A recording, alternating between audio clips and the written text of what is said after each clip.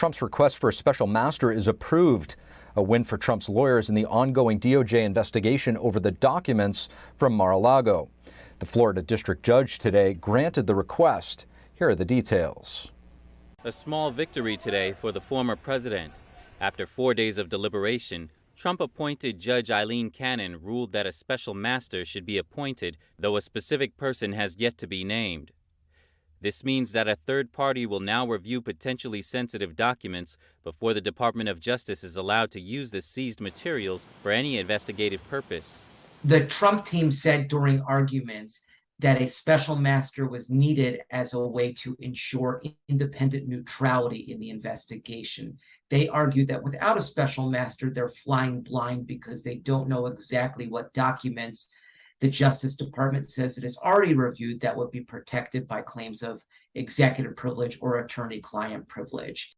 Judge Cannon agreed to appoint the special master, saying Trump is at risk of suffering injury from the government's retention and potential use of privileged materials in the course of a process that thus far has been closed off to him.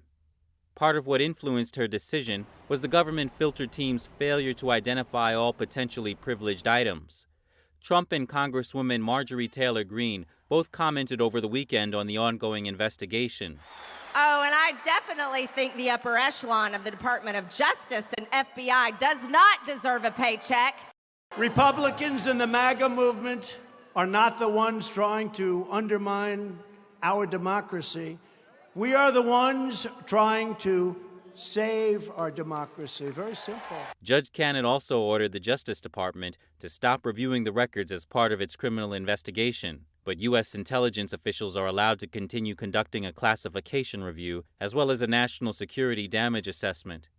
The DOJ has argued that allowing a special master to review would slow down the investigation. Judge Cannon disagreed and has directed lawyers from both sides to submit a joint filing that includes a list of special master candidates. The United States military is said to be one of the most accepting places to work in the country. Soldiers often use the expression that they all bleed green. However, in the polarizing political climate that we live in, some say the culture is changing. Joining us to discuss, we have retired Army Lieutenant Colonel Daren Gaub. Lieutenant Colonel Daren Gaub, thank you so much for joining us. Hey, Steve, it's great to see you again. Thanks for having me on. Absolutely. Colonel, we're approaching 21 years since the 9/11 attacks, a moment that actually unified the nation and strengthened military resolve. If you could reflect on what it felt like for you and where we are now. Sure. Yeah, that's a significant change in American culture and the American military specifically. But when 9/11 happened, I was a captain in the Army out of Fort Carson, Colorado, and you could just see the clear patriotism and pride that had come out across the country. And we knew that at this point, we really had a common enemy that everybody was able to identify. Today is the opposite, really. Often our own soldiers are under the friendly fire of their own chain of command, and you've got a divided nation in many ways. Sometimes it's because that's what is being thrust upon us, is this desire to force division, and a woke culture generally that's affecting the entire country and our readiness right now. And it is hard to see a future where we can come together as one nation as we're designed to be again. And I don't know what would cause that, but I think we have to keep working towards it again. Colonel, to your point, this term wokeness is kind of multi-pronged. There's different aspects of it, one of which is the term corpsman not being used anymore to being substituted with a gender-neutral term. When it comes to wokeness in the military, what types of things are you hearing about? Well, that's just one small sample for sure of what is common across all the forces right now, unfortunately, and that is this idea that your gender, your ethnicity, some sort of gender identification, whatever you want to label yourself as, is driving a wedge between what's supposed to be the most tight-knit team in this entire country because it requires it. I'm hearing about things like corpsmen being changed into medical personnel or something like that. I'm hearing those who are patriots now in the military getting driven out for failure to identify with this current agenda, as well as a result, many of the Patriot kids, I guess you could say, the parents are encouraging them not to sign up. The kids themselves don't want to sign up. And those who do sign up come in pre-programmed in many ways, and their wokeness, I guess you could say, is accelerating into a military that is going to be lacking readiness, because they're really just becoming another political arm of the White House and not necessarily a military arm focused on defending our Constitution and being a strong team. I mean, so is it fair to say that this is politically driven by those in power versus a consensus among the rank and file?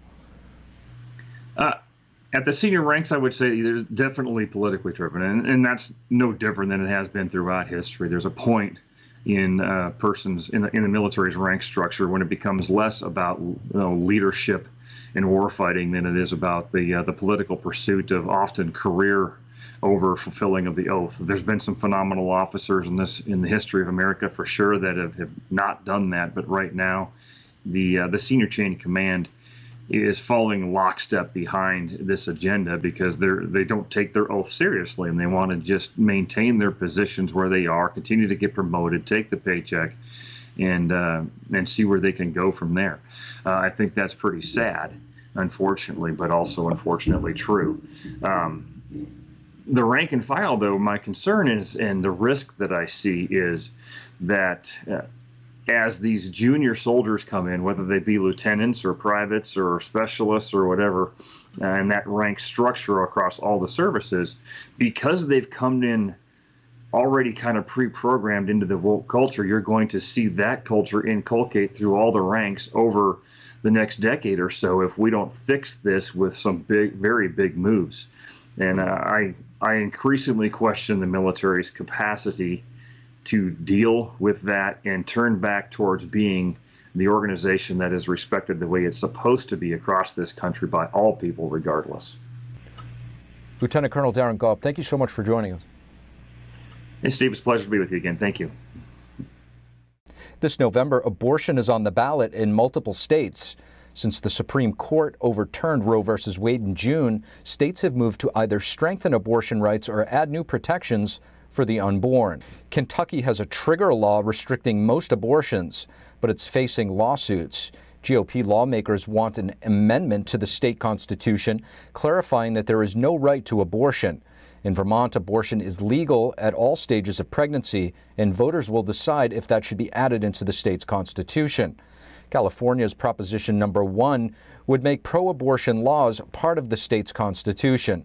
Currently, there are some limits on late-term abortions in the state. And a referendum in Montana focuses on babies born during a failed abortion. They seek to penalize abortion providers who do not provide medical treatment. Republican ranking member on the House Oversight Committee James Comer is denouncing the U.S. Treasury Department's refusal to provide Hunter Biden's financial transactions banks have marked as suspicious activity. After Comer requested the suspicious activity reports, the Treasury Department said the request must come from the committee.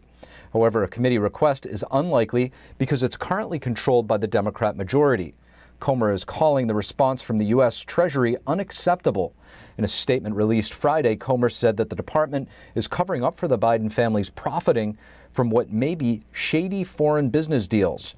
Comer also said that the Biden administration has severely restricted Congress's access to suspicious activity reports without explanation.